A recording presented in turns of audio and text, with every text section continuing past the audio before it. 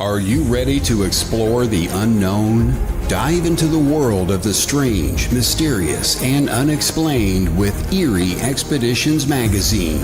Each issue is packed with spine-tingling tales, cutting-edge paranormal investigations, and exclusive insights into hauntings, cryptids, UFOs, and more.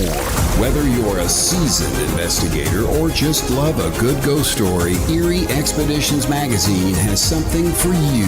Join our growing community of truth seekers and adventure lovers. Subscribe today at EerieExpeditionsMagazine.com and unlock the secrets of the supernatural. Are you ready? That's EerieExpeditionsMagazine.com, where the extraordinary is just a click away. Dare to discover.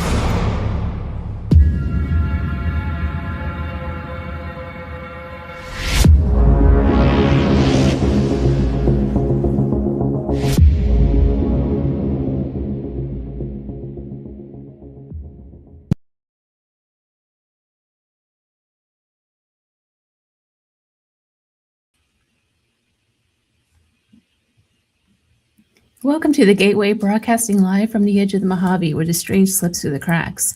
We are live on United Public Radio Network, 107.7 FM. I'm your host this evening, C.L. Thomas.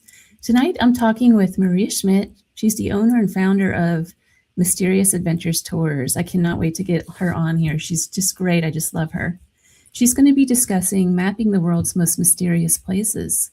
But before we get into that, you've been listening to Sean Kelly with Into the Night right here on United Public Radio Network 107.7 FM. I hope everyone's well tonight. I see a couple people on the live chat from Facebook. Let me see if there's any comments. Let me see who's on here. Over the weekend, I rented a kayak to explore some of the crystal springs in Florida. And you can rent a kayak, you see manatees and wildlife and all sorts of other things. I set out to go look at manatees, but there wasn't any. Apparently they swim out whenever the currents get a little warmer, the lakes where they're from. But I did get to see a lot of Indian mounds, which people really don't think of that area in Indian mounds. They're usually more concerned with manatees and alligators and that sort of thing. But I got to see some of these things, and some of them are dating back 600 BC. So the least oldest one is like from the 16th century, and then they go all the way back 600 BC. You know how old that is, you guys? These mounds served as like burial sites and temple platforms, and they're called like residential middens, which means that's where they were putting their trash. So they ate a lot of shellfish, so they would just like kind of dump them in one area. It was kind of neat to see. It was a fascinating area, to say the least. But anyhow, I always have to tell you guys about the weather in Las Vegas. And you know what? In exactly 1 month, I won't be able to do that anymore because I'm not going to be living in Las Vegas. But anyhow, the weather here is 75 degrees with a chance of rain, which we never have a chance of rain. Tonight's guest, she's a bit of an explorer herself. Let's get Maria on here.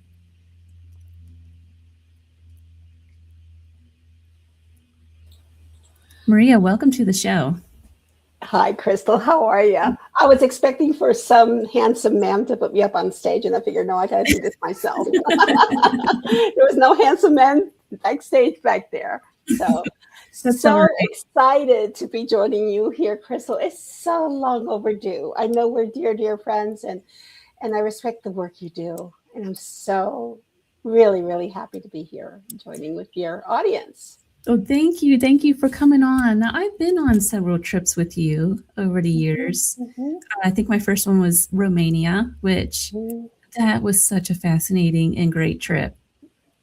It was my absolute favorite trip. And then I went to Germany with you in Prague, and that was amazing as well. Mm-hmm. So tell us, like, how did you get into this? It's everyone asks me about that, and it was actually almost divine navigation, I call it. Not divine intervention, but divine navigation. I am by training a registered nurse. I am now retired from that noble field. But my husband and I used to run a very haunted bed and breakfast in Ocala, Florida. I It was didn't called know Seven that. Sisters Sin. Yeah. And so I'm so happy I'm on the show to tell you all this stuff that you don't know about Maria. And it was a small inn. It was from 1889. It had 5 suites. We were on Ghost Hunters back in 2008 for the October episode, which was big for Halloween back in 2008 with Ghost Hunters. And the place was absolutely incredibly haunted. And that was before I really got into this field. I had experienced a lot of stuff while I was working as a nurse, as most nurses do. Yeah, I'm sure. They're close to death, especially when you deal with death and dying, right? Mhm. So there was not a day that we did not experience some activity at the inn. It was inspiring. I think with all the power this inn had, not only was it a very historical inn, or historical building, I should say, but it also had treasures. It was embellished with treasures from all around the world. They had doors made from Bali that were just engraved with those most glorious artwork. The previous owner to us of the inn was a pilot, and she was a freight pilot. In fact, she used to fly around with John Travolta a lot, and he lived near. Maybe. As you know, John also does a lot of air flight as well. But Bonnie, that was her name, she used to go and deliver cargoes, freights all around the world, and then used to go to these unique places and bring back some of these remnants and artifacts. And that's what our inn was just embellished. Imagine the energies this brought in. So what we had was 7 residents in our inn that I know that I can talk to, interact with. We saw apparitions, we heard voices. They used to talk to me all the time. Just little incidents. I had 2 playful little children. Every single day, Crystal, we had something. And so 50% of the folks that came to visit us, it was such a gorgeous inn. I'm not just saying that, but it was the truth. With all these embellishments, we also had canopy beds, whirlpool tubs, working fireplaces. They were just the most exotically beautiful 5 suites that you've ever seen in a bed and breakfast. The other 50% came out because they heard about the ghosts and the hauntings there. And we soon realized, when Bob, my husband, he used to greet the guests coming in and says, "Why are you here?" And they said, "Oh," he knew they were here for the ghosts, right? It wasn't about the beautiful, rooms and suites, etc., or the beautiful breakfasts that we prepared. It was about those ghosts. And so they wanted to hear. I would come in after hours, just to give them a few treats and meet at the parlor. And we would have all these phenomenal interactions with the spirits. I mean, they were absolutely incredible. And they were responsive. They always showed off to our guests. These were real EVPs caught. They were just not like little things. They were substantial evidence. And so then we discovered that the reason they came out to these old properties was because of the ghosts. And we realized then, Crystal, that one of the main gifts that these historical properties that need to be preserved had one thing as a commodity, and it's their spirits and their ghosts. And that's when I thought that maybe there is such a thing as supernatural tourism that brings people in. And as a side note, they would help preserve these historical buildings. So from there, we created this little engine called Haunted Journeys, because it's that I went from this, getting people to come in to help me sustain our building, because believe me, old buildings need sustaining and they're very costly. I said, there's a lot of people out there that need that too. So collectively, we started connecting with all these old inns, the prisons, anything that was old, historic, and haunted that needed to be preserved. And we did it with a lot of elegance, a lot of respect. One of the things that we did from a spin-off of Haunted Journeys was the world's largest ghost hunt. And we had our very first in 2016, which was a celebration of what we actually acquired, National Ghost Hunting Day. And so on that day, we did the world's largest ghost hunt. And at one point in its epic moment, I think it was in the third or fourth year before the pandemic, we actually had 50 teams around the world in 6 continents, 13 countries. And we did not collect a dime for this. So they all ghost hunted, charged a little bit of money that all went to the historic property. So we did tens and thousands of dollars that we helped energize and bring some of these properties that people have never heard of. And through the world's largest ghost hunt, they got a little kickoff, and they actually are very prominent properties today. I can tell you a list of those that we helped kick off on the world's largest ghost hunt. And today, you worked with Brian Kano on that, didn't you? Brian was absolutely an influencer in helping me energize the first one. Absolutely. Because when I went first, Brian Cano he just loved the Seven Sisters. And if you ever talk to Brian, ask him about the Seven Sisters, and he'll tell you it was a magical property. But so we became really tight friends, and we both respected each other's ideas and synergetic, what ifs, And I buzzed Brian one time. I says, I'm thinking about doing America's largest ghost hunt. And he said, Maria, why stop there? Let's go international. Let's do the world's largest. I said, Brian, this is just something small that I just want to get a few properties around the United States and celebrate National Ghost Hunting Day on the very same time. He says, no. We got to do this around the world. I know people in Australia. I know people in the UK. We'll bring them in. And we did. And every year, and then we created a thing called the Bridge. And the Bridge was, we did these ghost hunts, no matter where on the time zones you were, at the very same time. And it elevated the energies. It's what they call collective consciousness, right? And the collective consciousness energized the spirit world. The connection got smaller, and we met on the Bridge. And I can tell you, we had so much activities on that particular day. More apparitions because we collected data, and then we shared it with the big reveals that we did. It was extraordinary.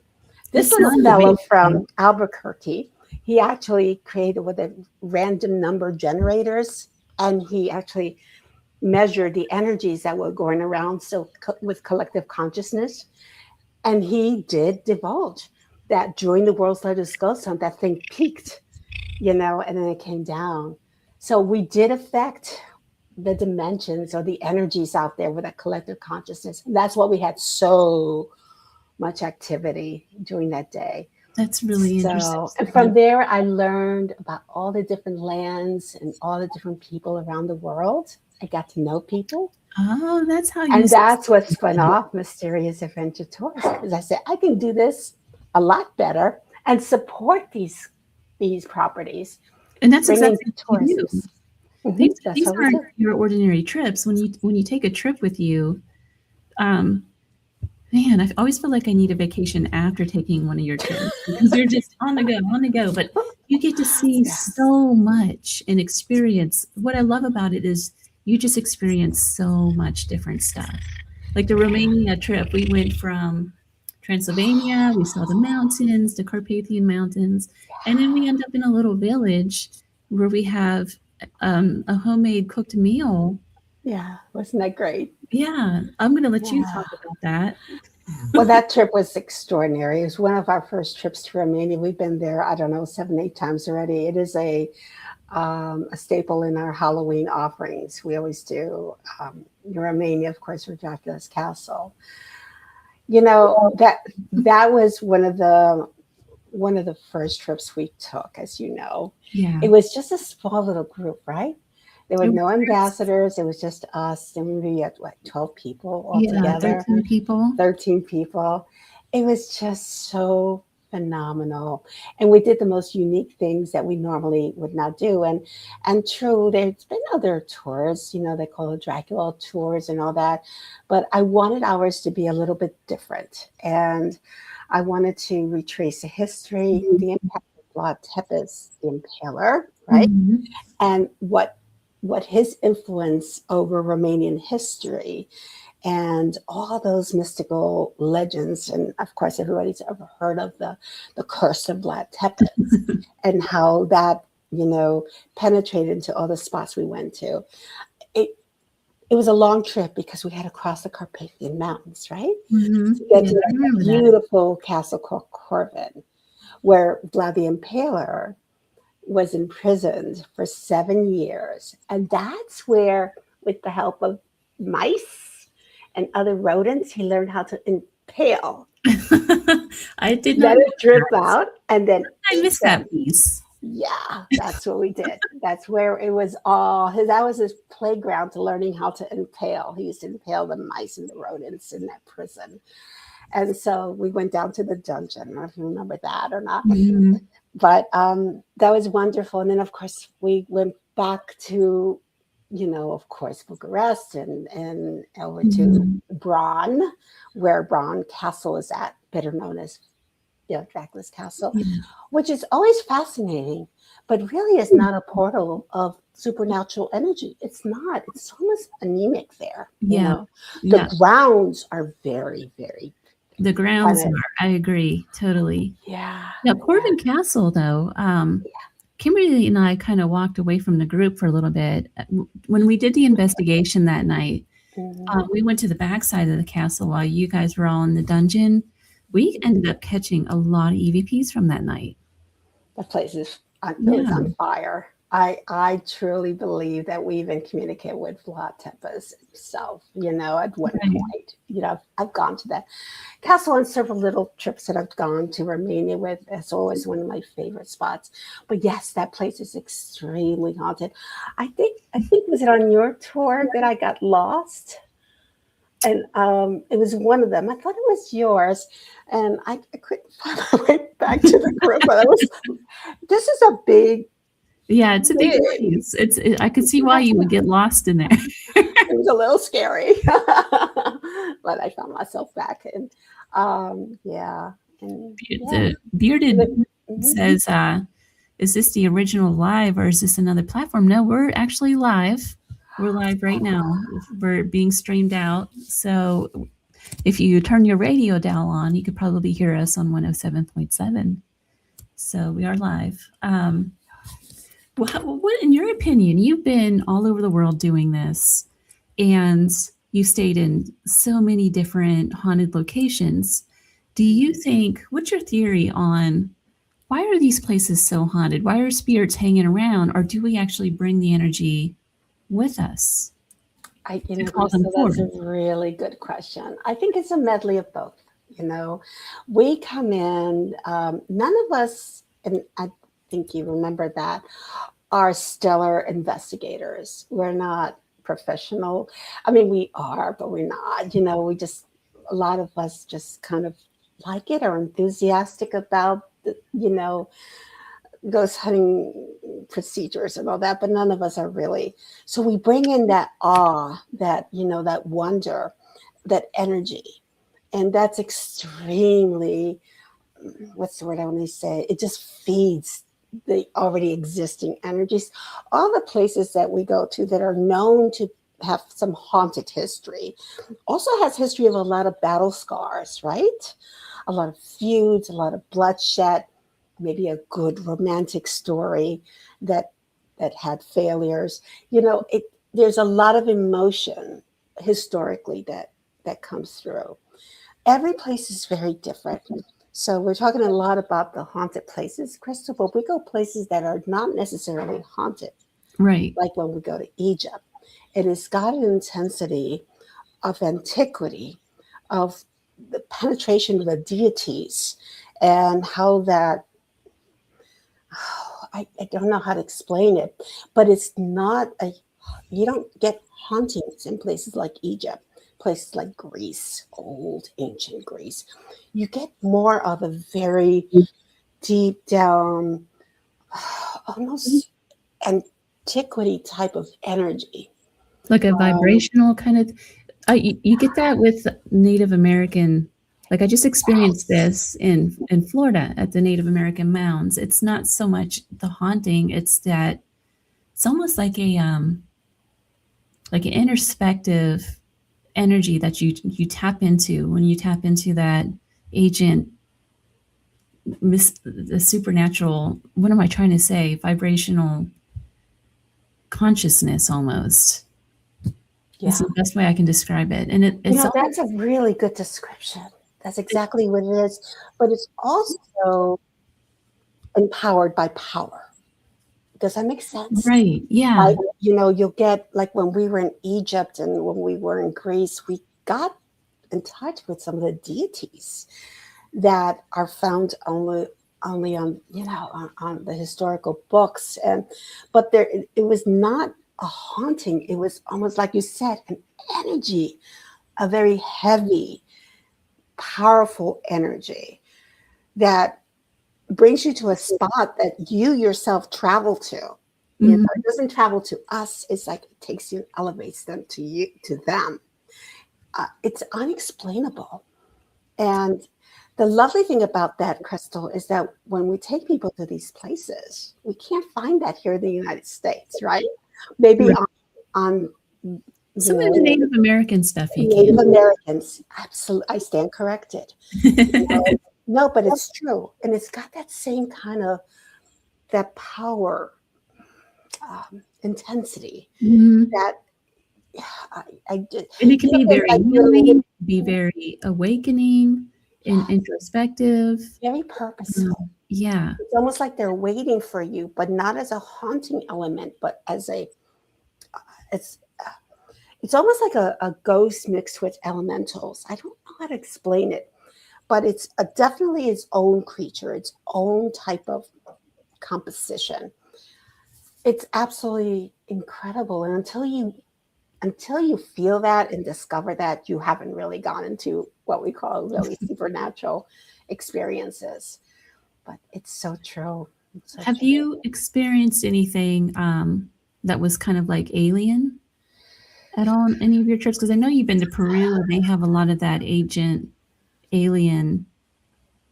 technology that, they think it's agent alien technology and things like that. I think the closest one, and I don't know if I want to call it like a UFO alien type of intervention or, connection, was in Greece.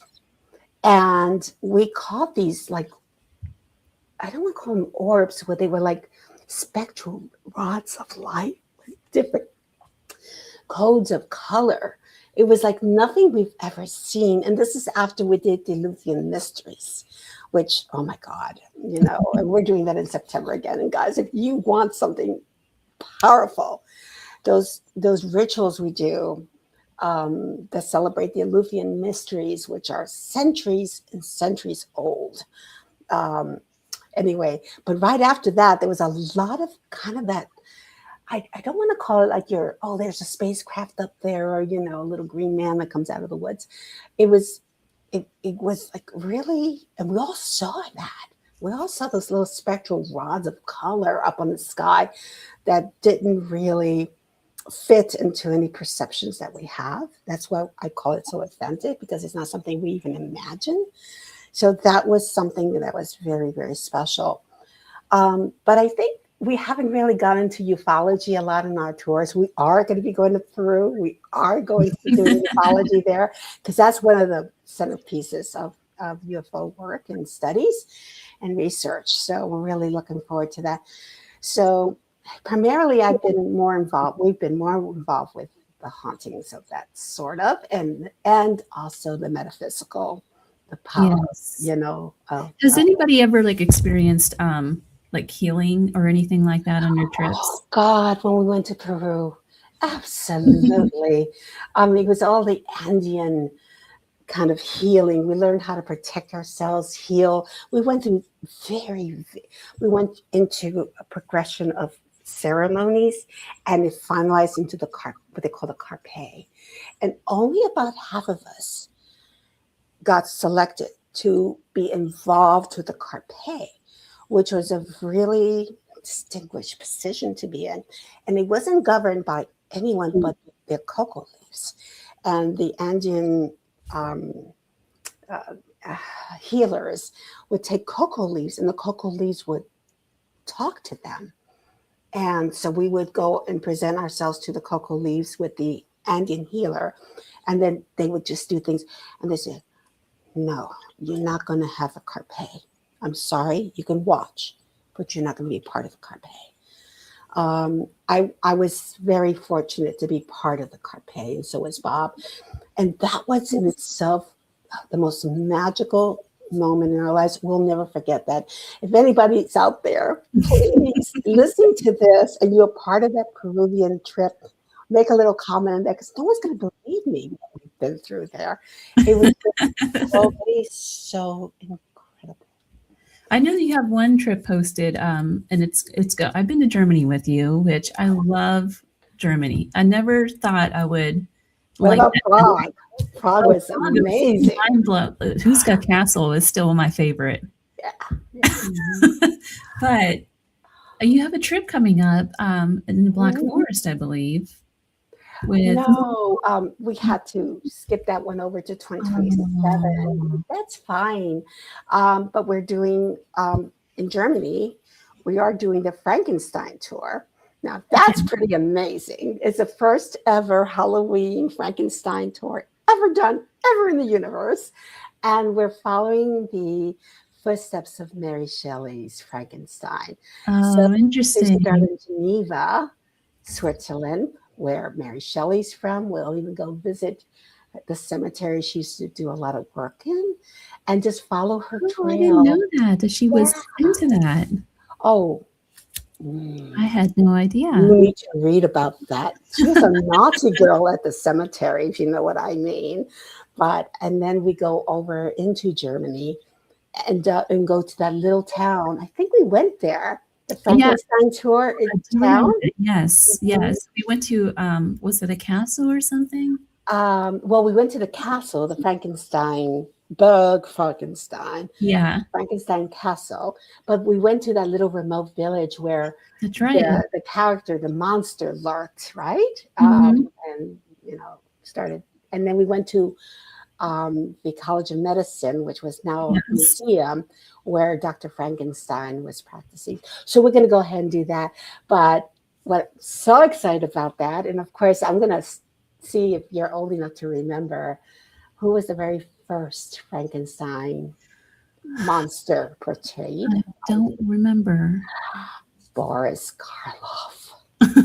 Who is she? Boris Karloff was the original monster and the very first Frankenstein. You know, he was up there with Bela Lugosi, all the big silver screen monster portrayers. So Boris Karloff, he's long gone. He's been gone like 50 years ago. But his daughter is still alive and will be joining us, Sarah Karloff, through Frankenstein's tour.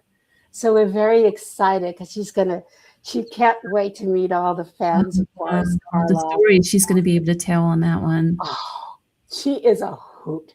She's in her 80s. Yes, she's at the prime of her life, but she's such I don't know if I can say kick-ass person. I said real quick, there you go. She's a whippersnapper, absolutely incredible lady, lots of stamina, energy, and she'll be accompanying our tour. And just basically, she's got so many tales and stories to tell about her father, Boris. Mm-hmm. So, out of all the tours that you have done, what is your absolute favorite place that you've been to, and why? Oh, God, that's such a hard question. It really is. one of my favorite countries, and it's so mundane when I say this because it's a lot of people's favorite country is Ireland. I feel like the the energies and the spirituality of Ireland is off the charts. It really is. Ireland is a very special country that is full of these elementals where people absolutely accept them and they're part of their culture. All the fairies, right? All the Yes. banshees and all these, and the polkas and all the stuff. People absolutely have them as part of their existence. People talk, walk, and respect their fairies. I'm, this is not just a little spooky stuff that folk tales and legends that are shared from generation to generation. They're absolutely play a major part in their socialization there. Um, the Irish, because of this intense spirituality that they carry in their heart, are the most gracious and fun-loving and kind people. Just amazing. So I love to visit the country of Ireland for that reason. Now, that being said, there's certain locations that will always be very, very special in my heart. Lots of them are up in Romania, Crystal. You know what I'm talking Such a about. gorgeous country. Oh, God, such a great. Remember the Witches' Pond? Where they Yes. gather with the gypsies, and well, they're not really gypsies. We shouldn't call them gypsies, but they're witches, right? The most famous witches of the world, as they claim themselves to be, right? So Exactly. much fun, so Powerful. much fun. But that place is intense, as you It is know, really intense. very intense, and Mhm. people just so they're not the more so iconic spots that I find to be the most engaging, but the ones that were. There's one in Scotland. It's called Dunino Den, and it's in a ravine that you kind of climb down into it, and it's in Scotland near Edinburgh. And you go down, and also this whole ravine, including a stream of water with a big fairy tree, and the rocks have carved out ancient faces on it. Place is so incredible.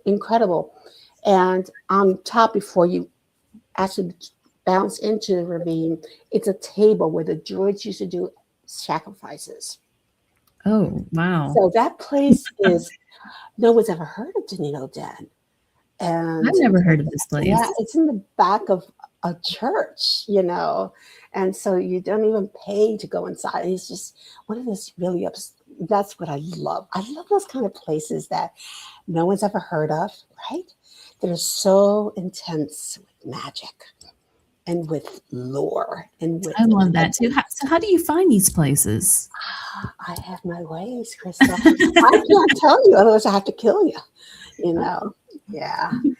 What it's nothing very sophisticated. When you start traveling, you start talking.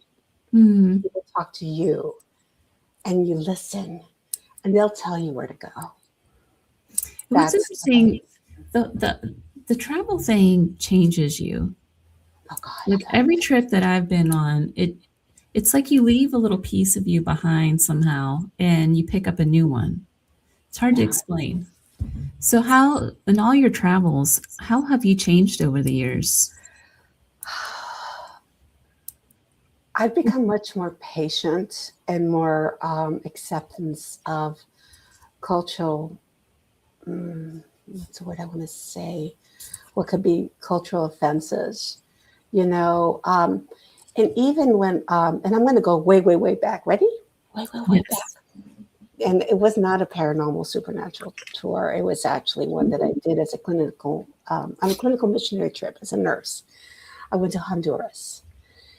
And we went through these basically fourth world countries. What I mean by fourth world is like they had nothing. And we went there to serve with Department of Endocrinology, tropical diseases out of the University of Cincinnati, and a bunch of us went in there, and so it was a clinical missionary trip, and there were physicians and nurses, etc.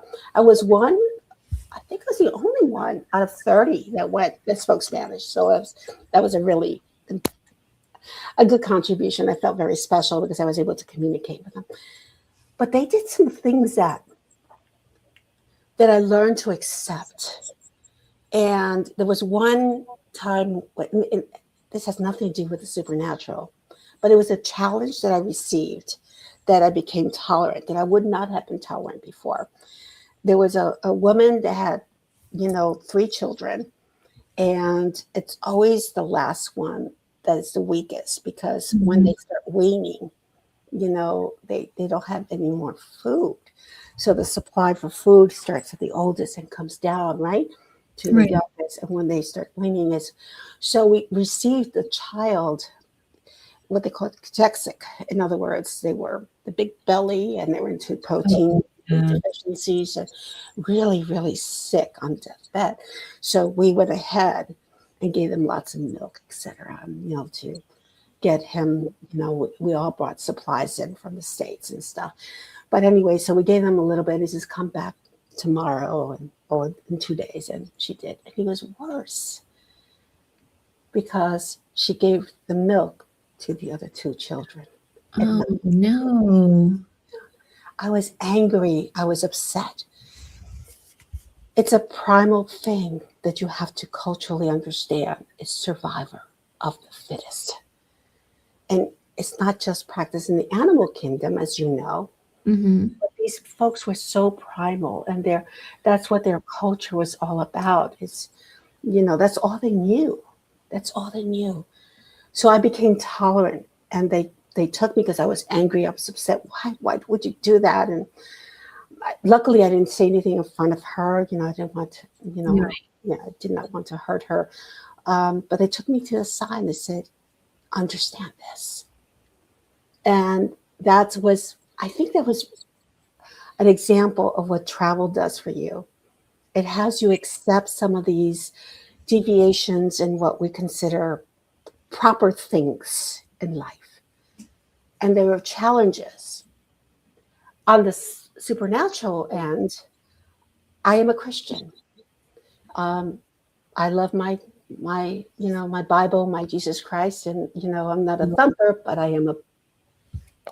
that is my faith, and that's who I praise.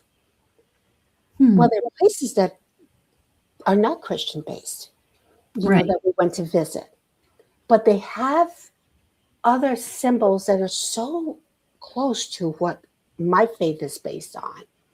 So you learn how to adapt your faith to accommodate other cultures, and see that even though we're so different, we're all still the same. Right. And there are these codes that are much higher than what we are, that as good people we follow. That not necessarily a 10 commandments, but it could be something that's very otherworldly, manuscripts that we don't understand, but yet they're so similar. So that kind of cultural adaptation, to know that we're not the only ones. There's so much out there, Crystal. You know what I'm talking about. That you have to step outside the safety of our borders, the safety of our en-suites, bedrooms, and know there are people that sleep on dirt floors, and they're quite content and happy with that. Similarly, like how do different cultures approach the supernatural compared to what we see in the U.S. with all the ghost hunting and things? It's really, that's an excellent question, because there are very, very, very deep, what's the word I want to say, differences, right? In the equipment that they use, the techniques that they use. Some of the areas that we go to are very primal, and they use tools that we would never use. Like up in the UK, they love their Ouija boards. They hunt with their Ouija boards, and they don't think about this stuff that we say, oh my God, you're going to get possessed. And all that, you know? For You can them, see it's their K2, it's their K2 meter, it's their Ouija board, you know?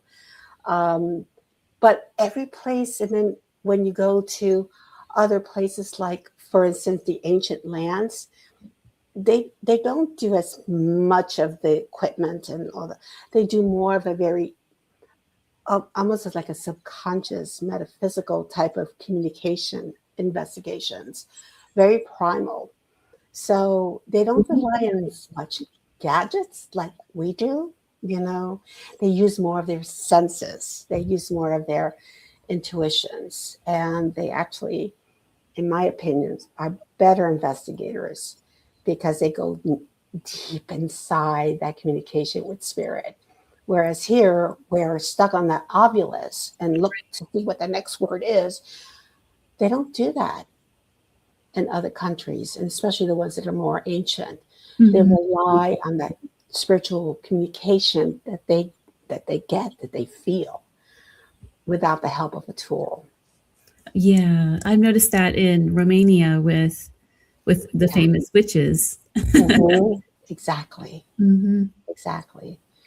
It's interesting. Yeah. Well, what can someone, so if someone wants to sign up for your tour, you have a bunch of them on your website. It's mysteriousAdventurestours.com. Mm-hmm. I know you just got a brand new website for listeners out there. Yeah. If you want to check this out, I highly recommend one of her trips. Every time I've been on a couple of her trips now, and every single time I walked away changed in some way. And it's like, I don't know. And you're with a group of people who are very like-minded. So you meet friends very fast on these trips. They can be difficult sometimes, you know, long travel days and things like that. But it's, you know, you have to keep in mind you're not going to a hotel or a bed and breakfast for a week. This is quite different. You're going on a tour. So You're going on experience. Yeah. And one of the things that, Crystal, that I found that I never imagined when I got started on this is a transformation that happens. And it happens naturally. It's not something we craft or anything we planned on, but there's an absolute transformation that people go through. And we go through it together, of the like, you know what I'm talking about, where you create this family and it elevates this connection of transformation. I've had people that were just cried with joy because they had been carrying a burden in their lives for many years, and until they got to a specific place in Ireland, and there's a standing stone, and they hugged that standing stone, and they basically just kind of took its energy, and when they released it, they were like, I said, I don't know what's just happened to me, but I'm not the same person that hugged this stone. Something does transform you, and it's more than just the history or this, you know, the metaphysical power of that place. It's something with a combination of all the people to get the collective. Remember, we're talking about the collective consciousness. Collectively, we bring it up to a level that actually changes people, whether you're ready or not. It does happen. And that's what makes, I think, I never even expected that, such an incredible plus to what I do, because I have seen so much tears of joy. And there's never a day that I don't speak with someone that went into one of our tours and say, Maria, that tour changed my life. It gave me a new direction. You're one of them. It gave you a new mission. It right? did. It did. Absolutely. I started a whole magazine out of it. Well, you're a little bit, yeah, wonderful, you know, just a new level of change. But a lot of folks have volunteered that information to me and say, it made a difference in my life in one way or another. And it had nothing to do with the itinerary. It had nothing to, it was just a collectiveness of 10 people. I mean, I'm sorry, of 10 days with the same people, with the same family, having this exchange, drinking that beer at the pub every night, laughing and cackling and, lurking in the dark in the woods with these people. Going to the most scary place ever. And the most intriguing places, places that you would never even think about being in, that there's something really magical there that you have to change. And it's usually to the best, to the better of you. So I like to think, at least. Yeah. Has there ever been, I have to ask because we are a paranormal channel, is there any place that was just too scary for anybody to go to? Yeah. Diwali Cave in Greece. Oh my God, that place was insane. And if anybody of my folks out there comment or hearing this, please, if you remember Diwali Cave, I'm sure you can validate what I'm about to say. That place had, I don't know, people just walked in not knowing what to expect. They just some of them became sick. They had to turn away. It's a portal to the underworld in Greece. It's very ancient. It's known to have lots of connection with the deities as well.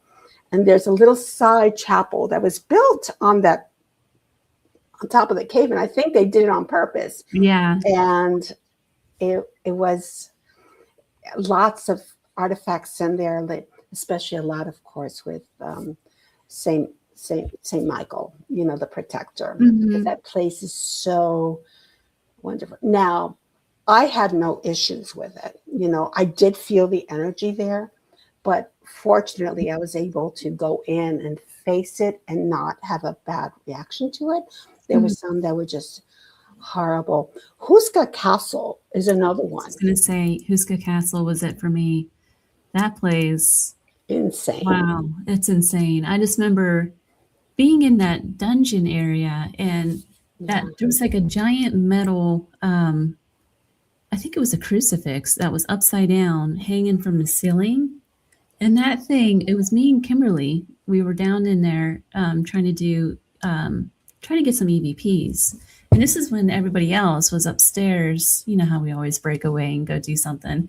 Everybody else was upstairs doing that table tipping thing. That cross started swinging back and forth on its own. And Kimberly and I just looked at each other like, what did we just walk into? It was crazy. I bet our activity up on the third, I think it was the third floor, where we had the ballroom where we had the seance, and that table tilting was like dancing across the floor. We were not pushing it. That table was moving by itself. But I do believe that we ignited some type of energy there. That's probably what you got down in the dungeon. Yeah, it's something. And I remember just walking away going, I'm going to have to do some cleansing or something after this place. So, yeah, that place was on fire. Fire. Yeah. And where else do you find something like that in the United States of America? Even in tribal land, you're not going to find a place like Huska. Yeah, that was just, I can't even put that in words, what we experienced in that place. But it's very dark. Yeah, Diwali Cave, Joe Fox. Look it up and you can see a little bit. It's another one of those places that is unheard of. No one ever goes there. But it's surrounded with natural marble stone from Greece. We traveled, I think it was almost like a quarter of a mile or half a mile to get into it. I mean, it was a long walk, but it was so worth it. There was another place that we went to that was a portal of hell, which is a gateway to the underworld. It was Greece's September. You got to be there, guys. I mean, I can tell you right now, that was one of the tours that I will never forget. Wow. All of them, I will never forget. Each of them has put some kind of marker on my heart. Yeah. So whenever someone signs up for one of these trips, you kind of guide them in a way. Because I remember the first time I went, I didn't really know how to travel overseas that well. I was Yeah, pretty bad at it. that's so true because they're inspired by what we do as opposed to that they're travel bugs, right? Right. And it was like 50% of the people that signed up didn't even have a passport, and so what we do is a lot of support, and we have a series of 4 Zoom calls, and the first one is how to arrange your flights and how to get the best deal, because we're not travel agents. We don't get your flights, and that's a plus for you because you get the better flights when we teach you the tricks on how to get good flights. You know that because you're a seasoned traveler. There are tricks on getting the best flights out there.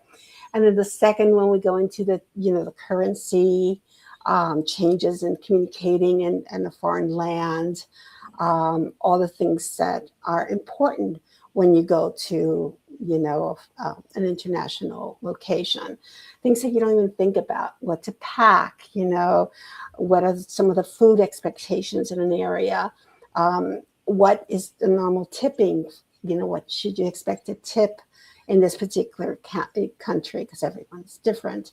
Any kind of traditions and cultures that you have to be aware of and sensitive to. When we went to Japan, for instance, you don't shake hands like this, like we do Americans, when you offer both hands. When you offer something, you offer it with both hands.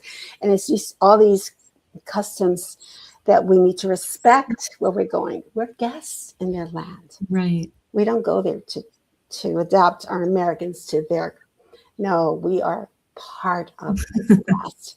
So we have to respect, we have to learn how, to conduct ourselves with Right. that.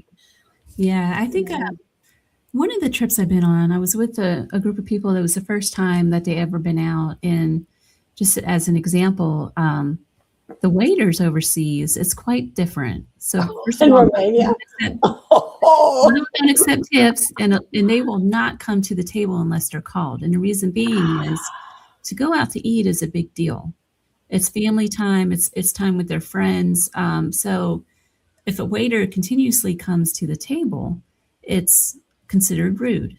So you have to call them over. And I remember sitting at the table, and they didn't know that. And when they started saying, "Oh, this place, they don't serve you or whatever," and I said, "You have to call them over, or they're not going to come. That's just how it is here." That's a perfect example of Mhm. not understanding, and then Right. we interpret that as rude. Yeah. I said it's quite different. I tried to explain it to them, and they were like, "Oh, that's how that." Yeah. And that's a preparation that we have to invest on people so that we adapt to them. Mhm. And we also talk a little bit about, the spirituality of that place and prepare them to what to expect. Like in Germany, the common German folks there they don't talk about the dead. They don't talk about the haunted there. Right. It's almost taboo. But when you go to Prague, the country right next door, they got 2 haunted museums in Prague. I didn't realize they had a haunted museum. See, I missed so They much. have 2. There's 2 haunted museums. It's about museums about the haunted in Prague. Meanwhile, next door, Germany, you can't talk about the haunted. So it's amazing how one culture differs from the other. Well, Maria, we are out of time. So How can that possibly happen? I know all the time. How can people find you and check out the tours if they're interested? If you go to mysterious adventures with an S, because we have multiple adventures, mysterious adventures tours, just like my little sign where my name Maria is.com, you'll find them all there. And hopefully, if we can help you, just give us a call and say, Maria, where should I go? Help me out here. And our team is ready to help you. We just invite everyone. Even if you're a seasoned traveler, you're never going to have a tour like ours because we just kind of are a little edgy. Our trips are not your traditional ones, but they embrace some solid, important concepts. Right. transformation of life, of friendships, of spirit of love. We make the world a little smaller. Yeah. Well, Maria, thank you so much for taking the time to come and talk to me tonight. Thank you for having me. Oh, it's so good to see you on this side of your world. Love it. Love it. Thank you, Crystal. You're welcome. So that's Maria Schmidt. She's the owner of Mysterious Adventures Tours. And I'm serious. If you haven't taken one of those trips, I highly recommend. I don't mean to make the show, an infomercial or anything like that, but her trips are amazing. They're just, you see stuff that you would never in a million years get to see otherwise. So highly recommend. Definitely take like the Romanian trip or something like that. If you see it on there, sign up. It's a really great deal for what you get. It's mysteriousAdventurestours.com. So you've been listening to The Gateway, broadcast from the edge of the Mojave, where the strange slips through the cracks, live on United Public Radio Network, 107.7 FM New Orleans. I want to thank my guest again, Maria. If you've missed the show and you're just now tuning in, you can catch it again. I captured it on YouTube, so you can go to my YouTube channel and play it, or you can go to the station. They have it on their website as well. So UPRN, I forget who the show is that's coming on after me, but stay tuned because there's another great broadcast coming right up after mine. Thank you all for listening to the Gateway Podcast. If you enjoyed this episode, please subscribe to my YouTube channel, leave a review, or share it with a fellow traveler of the strange and unexplained. And until next time, see you on down the road.